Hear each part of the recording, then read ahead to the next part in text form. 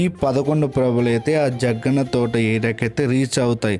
అవైతే ఖచ్చితంగా రీచ్ అవ్వాల్సిందే. లేదంటే అట్లీస్ట్ అక్కడ ఉన్న ఆ విగ్రహాలైనా తీసుకొచ్చి ఆ ఏరియాలో పెడతారు. లైక్ ఏదైనా కరోనా లాంటి సిచ్యువేషన్ ఇట్లాంటి సిచ్యువేషన్ వచ్చినా ఇలాంటివి పెడతా ఉంటారు.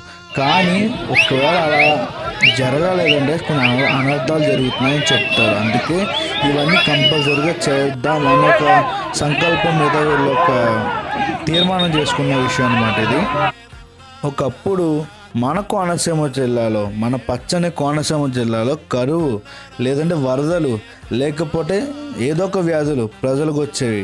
అప్పుడు చుట్టుపక్కల 11 ఊళ్ళు కలిసి, పెద్దలు పండితులు కలిసి 11 గ్రామాల శివలింగాలు లేదంటే ప్రతిమలు ఒకే చోట కలిస్తే ఒక మహాశక్తి ఏర్పడుతుందని నమ్మి నిర్ణయించుకున్నారు.